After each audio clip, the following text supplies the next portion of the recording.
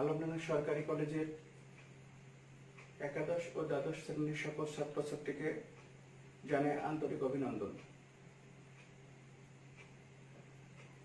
Online ক্লাসে যুক্ত হওয়ার জন্য আজকে সারা বিশ্বের যে অবস্থা তা সেই করোনার ক্রান্তি লগ্নে বাংলাদেশের শিক্ষা ব্যবস্থা একেবারে ভেঙে পড়েছে। সেই শিক্ষা ব্যবস্থাকে একটু গতি আনার জন্য বাংলাদেশ গভর্নমেন্ট একটা বিষয় চালু করেছে, সেটা হচ্ছে অনলাইন শিক্ষা। অনলাইন শিক্ষার বিষয়টা নিয়ে আমরা আজকে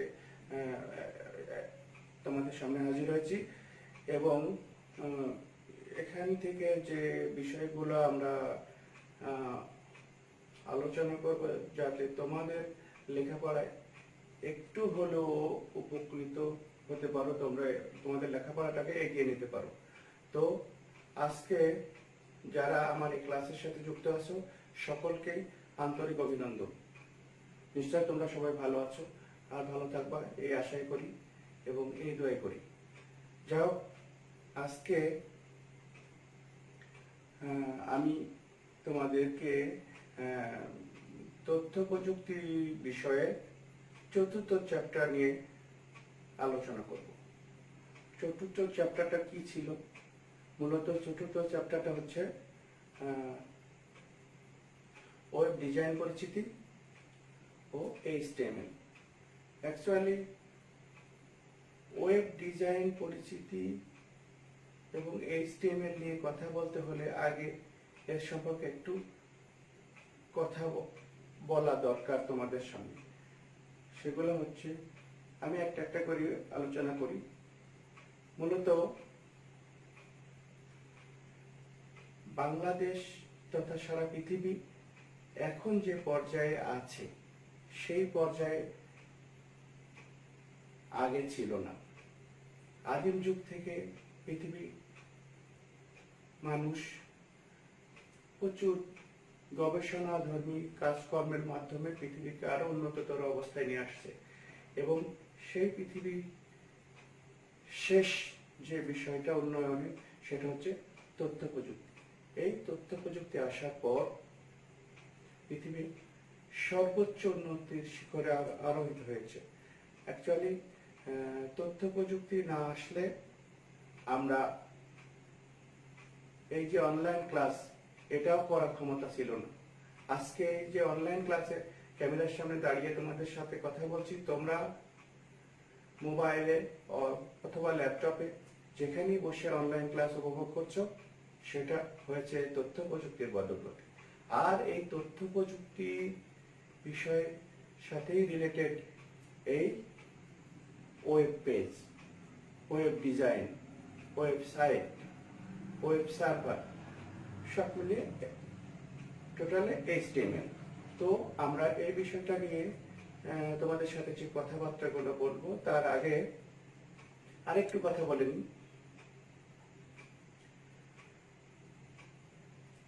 অ্যাকচুয়ালি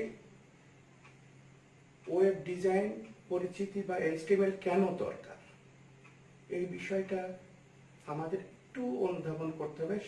সে বিষয় নিয়ে ছোট্ট একটু কথা বললে তোমাদের মাথার ভিতরে অন্তত প্রাথমিক একটা ধারণা তৈরি হবে। সেই ধারণাটা কি হতে পারে? যেমন একটা ছোট্ট উদাহরণ দিয়েই বলতে পারি, তোমার একটা ব্যবসা প্রতিষ্ঠান আছে। ব্যবসা প্রতিষ্ঠান অর্থাৎ মনে করো যে একটা সাবান ফ্যাক্টরিতে একটা সাবান ফ্যাক্টরি আছে। তোমার সাবান ফ্যাক্টরিতে সাবান তৈরি করার জন্য প্রচুর কাঁচামাল লাগে। সেই কাঁচামাল সংগ্রহ করার জন্য তোমাকে অন্য মানুষের কিংবা অন্য দেশের অন্য জায়গার শরণাপন্ন হতে হয় এবং সেই শরণাপন্ন হতে হলে হয়তো তোমাকে নিজে যেতে হয়। কাঁচামাল নিয়ে আসার পরে সেটা নিয়ে তুমি সাবান তৈরি করলে। সাবান তৈরি করার পরে সেই সাবানটা যখন তুমি বাজারজাত করবে তখন কি হবে? বাজারজাত করার সময় কি হবে? তোমাকে একজন সেলসম্যান রাখলে সেই সেলসম্যান সাবানগুলো নিয়ে মার্কেটে গেল। মার্কেটে যে সাবানগুলা দোকানে দোকানে দেখালো দোকানের মালিক যদি এই সাবানগুলা দেখে পছন্দ হয়, তোমার কথাবার্তার সাথে যদি মিলে, তাইলে সাবানগুলা তারা ক্রয় করলো, তোমার প্রতিষ্ঠানের মাল বিক্রয় হলো। এই কথাগুলো আমি বলতে চাচ্ছি যে তথ্য প্রযুক্তি আসার আগের কথা। এখন তথ্য প্রযুক্তি যখন আসলো, তখন এই একই ব্যবসায়ী, এই একই সাবান ব্যবসায়ী, মনে করো তুমি সেই সাবান ব্যবসায়ী, তুমি তোমার কাঁচামাল দরকার, সেই মালের জন্য তুমি ওয়েবসাইটে খোঁজ করলে যে তোমার এই কাঁচামাল পৃথিবীর কোন প্রান্তে আছে।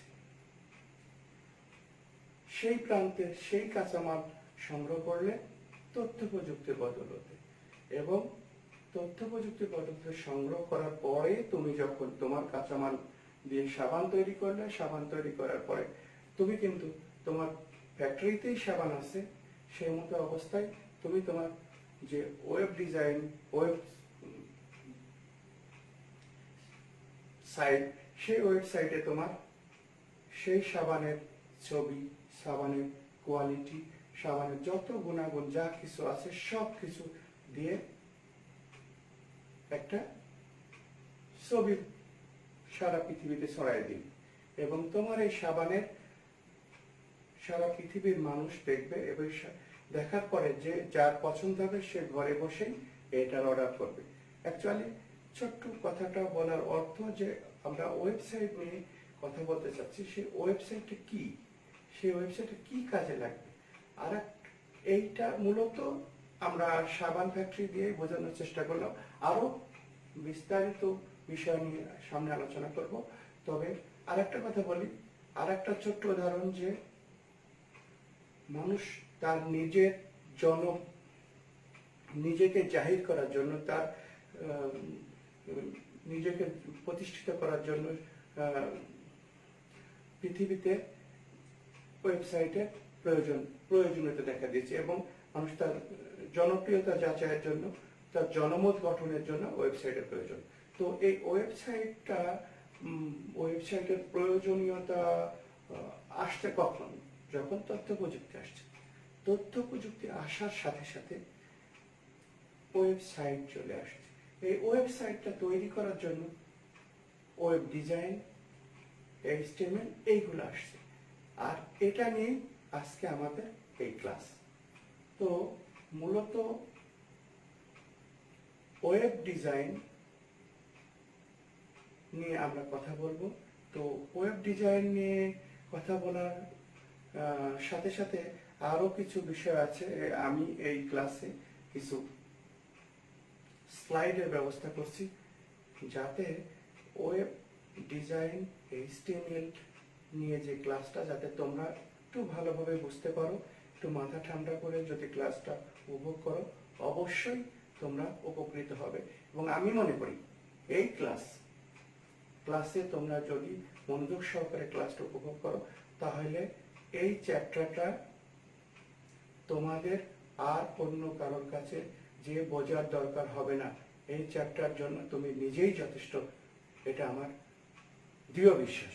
তো এই বিষয়টা নিয়ে আমরা কথা বলবো। তো অ্যাকচুয়ালি ওয়েব ডিজাইন, HTML-টা কি? HTML হচ্ছে হাইপারটেক্সট মার্কআপ ল্যাঙ্গুয়েজ। এটা দিয়ে ওয়েব পেজ তৈরি করা হয়। তো এখন প্রশ্ন আসতেই পারে যে website, web page, web design, web server, web browser, search engine, এসব বিষয় নিয়ে অনেক কথা মনের ভিতরে হতে পারে। সেই বিষয়গুলোকে আমরা আজকে ছোট্ট ছোট্ট স্লাইড আকারে তোমাদের সামনে উপস্থাপন করব, এবং তোমরা মনোযোগ সহকারে স্লাইডগুলো দেখবা। এবং আরেকটা কথা মাথায় রাখবা, যে আমি যে স্লাইডগুলো তোমাদেরকে দেখাবো, এই স্লাইডের পেছনে যখন স্লাইডটা শো হবে পর্দায়, পিছন থেকে আমি তোমাদের সাথে এই স্লাইড নিয়ে কথা বলবো, এবং আমার কথোপকথন তোমরা শুনতে পাবে। আর একটা কথা, তোমরা এই স্লাইড দেখার সাথে সাথে কিন্তু শেষ না। আমি জাস্ট তোমাদেরকে প্রাথমিক ধারণা দিয়ে যাব একটা বিষয়ের উপর, একটা টপিকসের উপর। তোমরা এই ক্লাসটা শেষে অবশ্যই মূল বইয়ের শরণাপন্ন হবে এবং বিস্তারিত পড়তে হবে। যে সংজ্ঞাগুলো পড়ার দরকার সেসব সংজ্ঞাগুলো মুখস্থ করে ফেলবে এবং তোমাদের সংজ্ঞার সাথে সাথে বোধ শক্তিটাও থাকতে হবে। আর একটা কথা, আমরা হয়তো এই HTML ক্লাসের জন্য 2-3টা ক্লাস লাগতে পারে কিংবা সর্বোচ্চ 4টে ক্লাস লাগতে পারে। তো এই ক্লাসগুলা নেওয়ার সময় আমরা মাঝামাঝি সময় ট্যাগ বোর্ডে যাব, বোর্ডে নিজে কিছু কোডিং করাবো, সেগুলা পরে। আগে আমরা প্রাথমিক অবস্থা থেকে উত্তরিত হব যে কি অবস্থায় এই ক্লাসগুলা করলে তোমরা উপকৃত হবে। সেজন্য আমি 18 থেকে 19টা মতো স্লাইড রেডি করছি, যে স্লাইডগুলা তোমরা মনোযোগ সহকারে দেখবে এবং এই স্লাইডগুলা দেখার সাথে সাথে তোমরা ক্লাস শেষে অবশ্যই স্টাডি করবে বাড়িতে। যদি না পড়াশোনা করো তাহলে ক্লাসের সাথে সংযুক্ত হওয়া বৃথা। অতএব শুধু অনলাইন ক্লাস করলাম সেটা করলেই শেষ না, তোমাকে অবশ্যই আমাদের ক্লাস দেখার পরে নিজেকে লেখাপড়া করতে হবে এবং এই লেখাপড়া যদি নিজে না করো তাহলে এটার কোনো মানে হবে না, আস্তে আস্তে ভুলে যাবা। তাহলে তথ্য প্রযুক্তি যুগে আমরা দাঁড়িয়ে, এই তথ্য প্রযুক্তির যুগ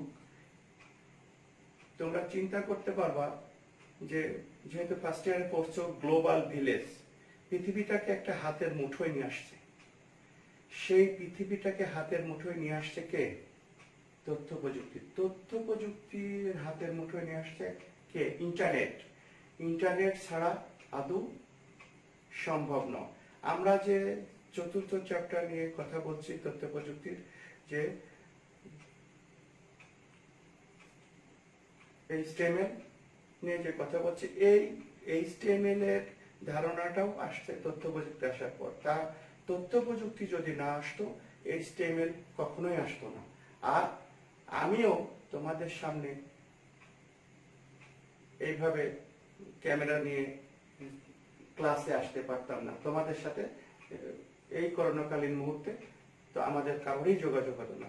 অতএব আমরা চেষ্টা করব যে ক্লাসটা সুন্দরভাবে উপভোগ করার, এবং আমি আমার স্লাইডগুলো শেষে আমি আবার ব্যাক করে আবার কথা বলবো, যাতে তোমরা ভালোভাবে তোমাদের ক্লাসগুলো বুঝতে পারো। সেজন্য একটু ওয়েট করে আমরা স্লাইডে চলে যাব। স্লাইড শেষে আমরা আরো কথোপকথন করব, তারপরে আমরা আমাদের ক্লাসটা শেষ করব। সকলেই খুব সুন্দর মনোযোগ সহকারে ক্লাসে অ্যাটেন্ড করো এবং মনোযোগ সহকারে বোঝার চেষ্টা করো, ঠিক আছে? আর একটা বিষয়, তোমরা যদি কোনো কিছু বুঝতে অসুবিধা হয় তাহলে অবশ্যই কমেন্টস বক্সে তোমাদের মন্তব্য লিখবে। ভালো মন্দ যে যা মনের ভিতর আছে সবার মন্তব্য সুন্দর করে লিখবে, যাতে আমরা তোমাদের কথোপকথন বুঝতে পারি, তোমাদের মনের ভাবটা বুঝতে পারি, ঠিক আছে? ওকে, তাহলে আমরা এখন স্লাইডে চলে যাব।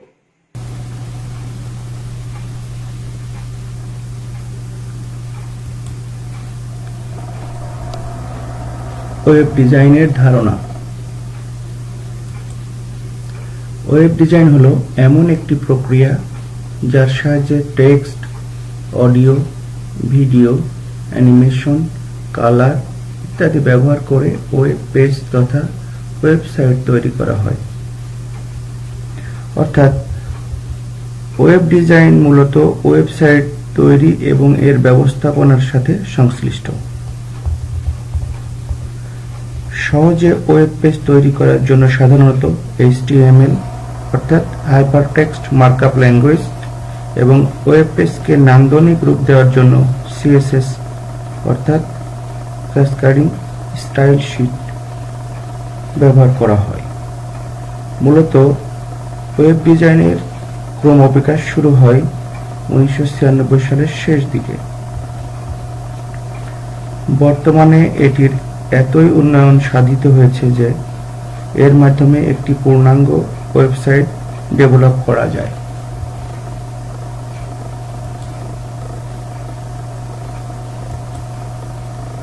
ওয়েব সম্পর্কিত কয়েকটি মৌলিক বিষয়। ওয়ার্ল্ড ওয়াইড ওয়েব এর সংক্ষিপ্ত রূপ www, একে ওয়েবও বলে। ওয়েব হলো এমন একটি বৃহৎ সিস্টেম যা অনেকগুলো ওয়েব সার্ভারের মধ্যকার সংযুক্তির মাধ্যমে গঠিত হয়। এসব ওয়েব সার্ভারগুলোতে সারা বিশ্বের ওয়েব পেজগুলো সংরক্ষিত থাকে। মূলত সারা বিশ্বের ওয়েব পেজগুলো সংগ্রহ হলো ওয়েব।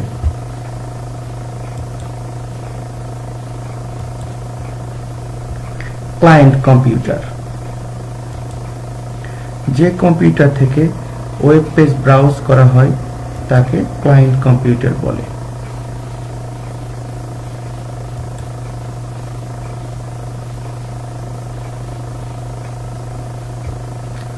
ওয়েব সার্ভার,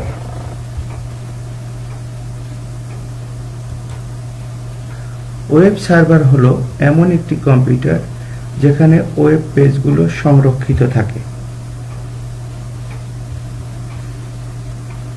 এই সার্ভারগুলো বিশ্বের যে কোনো প্রান্তে থাকতে পারে।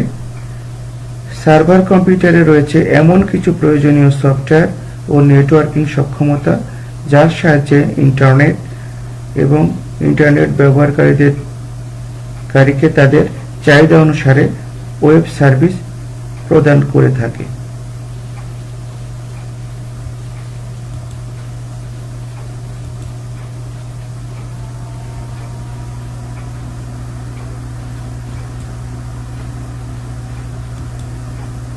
Web page, world wide web বা ওয়েবে প্রদর্শনযোগ্য ডকুমেন্টকে বলে ওয়েব পেজ। সহজভাবে বলা যায়, ওয়েবসাইটে স্বতন্ত্র কোনো পেজকে ওয়েব পেজ বলা হয়।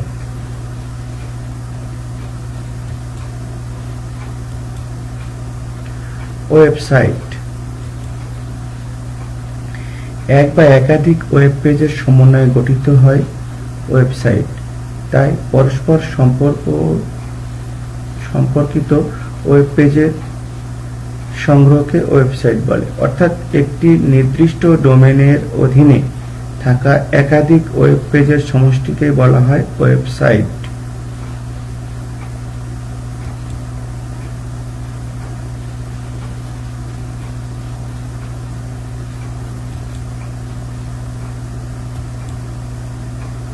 ওয়েব পোর্টাল, ওয়েব পোর্টাল হচ্ছে একটি ওয়েবসাইটের মধ্যে বিভিন্ন লিঙ্ক, কন্টেন্ট ও সার্ভিস বা সেবার সংগ্রহ যা ব্যবহারকারীদেরকে তথ্য জানানোর জন্য সহজবোধ্যভাবে উপস্থাপন করা হয়।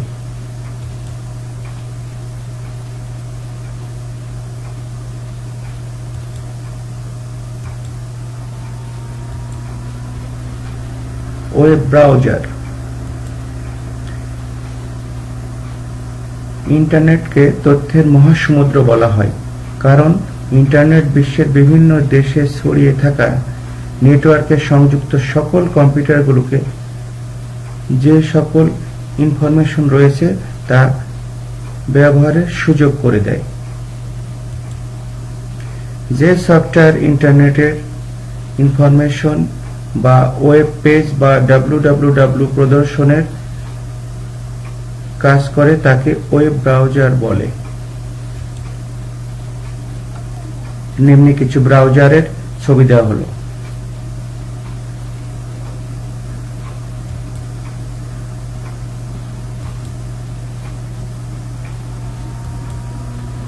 Search engine. সার্চ ইঞ্জিন একটি সফটওয়্যার টুল যা ওয়ার্ল্ড ওয়াইড ওয়েব থেকে ইনফরমেশন খুঁজে বের করে, যেমন গুগল, ইয়াহু, বিং, পিপিলিকা। এই পিপিলিকা আমাদের বাংলাদেশের তৈরি একটা সার্চ ইঞ্জিন।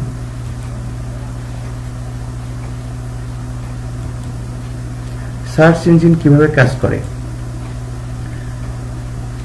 প্রতিটি সার্চ ইঞ্জিনের কাজ করার নিজস্ব ধরন রয়েছে, তবে প্রায় সব সার্চ ইঞ্জিনই তাদের কর্মপদ্ধতির জন্য একই উপকরণ ব্যবহার করে। মূলত তিনটি প্রধান সফটওয়্যারের মাধ্যমে সার্চ ইঞ্জিন সমূহ তাদের কর্মকাণ্ড সম্পন্ন করে থাকে। সফটওয়্যারগুলো হলো web crawler, index software, query software.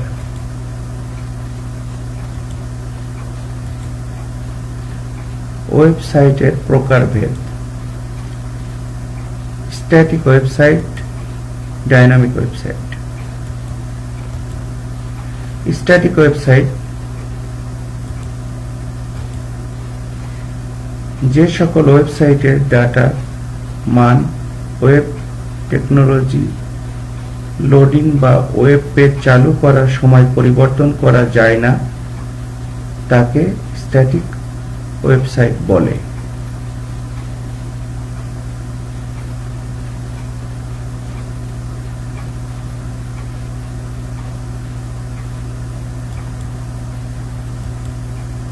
Dynamic website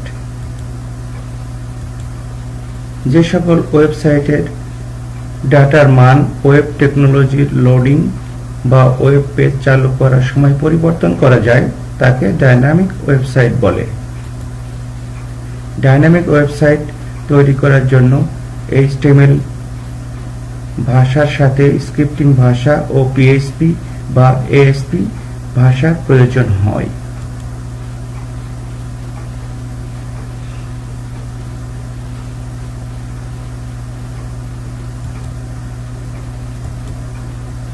ওয়েবসাইটের কাঠামো: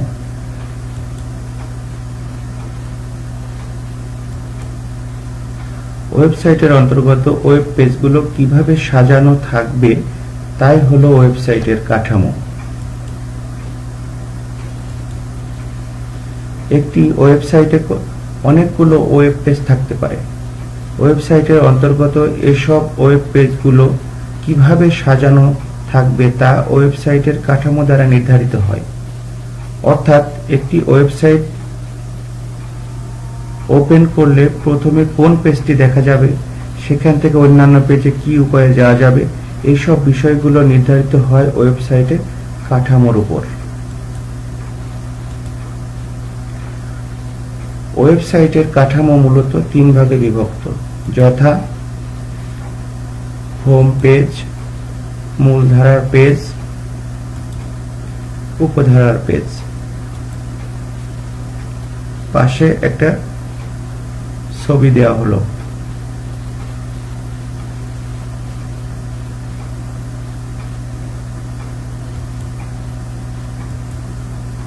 ওয়েবসাইট কাঠামোর প্রকারভেদ: ওয়েবসাইটে হোম পেজ, মেন সেকশন বা এবং সাবসেকশনের পেজগুলো বিভিন্নভাবে সাজানো থাকতে পারে। তবে বর্তমানে যে ধরনের স্ট্রাকচার বা কাঠামো বেশি ব্যবহৃত হয় তা হলো লিনিয়ার স্ট্রাকচার বা কাঠামো, হায়ারার্কিক্যাল স্ট্রাকচার বা কাঠামো, নেটওয়ার্ক স্ট্রাকচার বা ওয়েব লিঙ্ক কাঠামো, হাইব্রিড বা কম্বিনেশন বা মিশ্র স্ট্রাকচার বা কাঠামো। লিনিয়ার স্ট্রাকচার বা কাঠামো: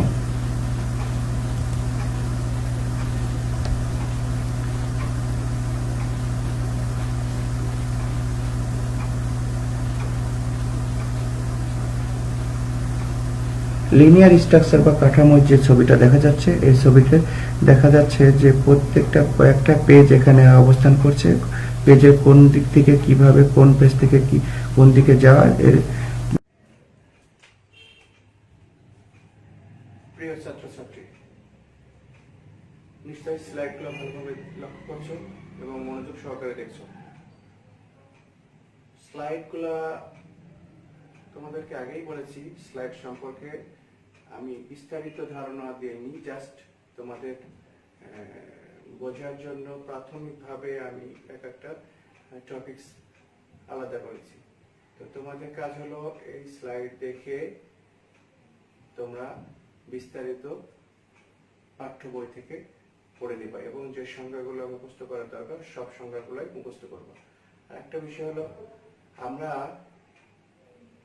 আজকে ক্লাসটা এ পর্যন্ত শেষ। আগামী ক্লাসে আমরা যে বিষয়গুলো নিয়ে আলোচনা করব সেটা আমি বোর্ডে লিখে রাখছি, একটু দেখো। একটা হচ্ছে আগামী ক্লাসে যা থাকবে সেটা হচ্ছে upload download, IP address, domain name, FTP, URL, HTML tag এবং সিনট্যাক্স নিয়ে। এই বিষয়গুলা তোমরা আগে থেকে একটু খেয়াল করো, বাসা থেকে যদি একটু পড়াশোনা করো, তাইলে মূলত আমরা এটা নিয়ে আগামী দিন যখন কথা বলবো এবং স্লাইড যদি আসে, স্লাইড যদি রেডি করতে পারি তাহলে হয়তো স্লাইড দেখাইলাম, না হলে আমি আলোচনা করলাম।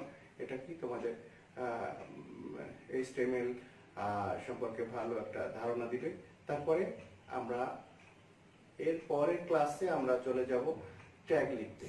ট্যাগে কি কি লাগে, কি বিষয় আমরা বোর্ডে এক একটা বিষয় নিয়ে এক একটা বিষয়ের উপর কোডিং করব, সেই কোডিংগুলো তখন এইগুলা যদি তুমি মনোযোগ সহকারে দেখো, ভালোভাবে করার চেষ্টা করো, মনের ভিতর নিতে পারো, তাহলে যখন আমরা ট্যাগ লিখবো তখন আমাদের কাছে খুব আনন্দ লাগবে। যদি মনের ভিতরে মানে তুমি ঢুকাইতে পারো, ঠিকমতো সুন্দরভাবে নিতে পারো, তাহলে অবশ্যই আনন্দ লাগবে এবং আনন্দ সহকারে তুমি প্রত্যেকটা কাজ করতে পারবে ট্যাগ লিখে।